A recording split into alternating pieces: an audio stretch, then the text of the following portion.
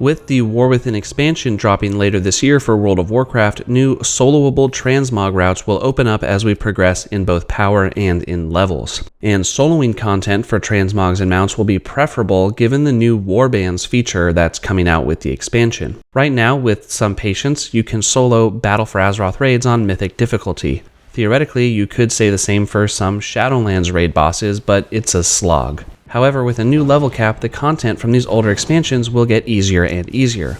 So where should you begin farming mounts and transmogs once you hit max level in the War Within? Well, subjectively, wherever you want. However, objectively, Legion, Battle for Azeroth, and Shadowlands raids will now be accessible on all difficulties as soloable content really easily. Soloing Shadowlands content on Mythic difficulty specifically is going to be a great boon to mount farmers, as special mounts like Vengeance that only drop from Mythic difficulties will be easier to farm. Even early Dragonflight content will be soloable on the lower difficulties, like Vault of the Incarnates on normal. If you want more War Within mount or transmog coverage, make sure to subscribe for future videos. So out of these recent expansions, raids, and dungeons, I would encourage you to look into the loot tables to see which transmogs and mounts you like the best, and focus those instances specifically. And make sure to look at all armor and weapon types as well, not just the transmogs for the class you're playing. Warbands will allow you to mass collect appearances across all armor and weapon types, so that's another reason to do some of the more recent content like Shadowlands or even early Dragonflight, as you may not have all of the Vault of the Incarnate raid sets for all classes right now, for example. So, the new easy transmog locations will be all of the Battle for Azeroth dungeons and raids on Mythic difficulty or lower, all of the Shadowlands dungeons and raids on Mythic difficulty or lower, the Dragon Isles dungeons on Mythic, Vault of the Incarnates on normal, maybe heroic,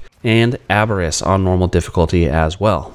I personally like the Dazara Lore and Sanctum of Domination Mythic raid sets for plate wearers, so that's where I'll be focusing first from the transmog perspective. Let me know what you're thinking of farming first. So how should you go about farming these pieces? Well, since you don't need to farm for a specific armor type or character anymore, there's a few things we can do to make farming a lot easier. As a rule of thumb, use your main whenever you can, since they'll have the best gear. But beyond that, most raid fights can be nuked solo by any DPS. Some encounters do require either a healer or tank mechanic to succeed, so just make sure to have one of each role leveled up and ready to go. And finally, some encounters require 2 tanks or bosses to be split up, so it's not a slog. And in these cases, you should grab a class that has a pet like a warlock or a hunter.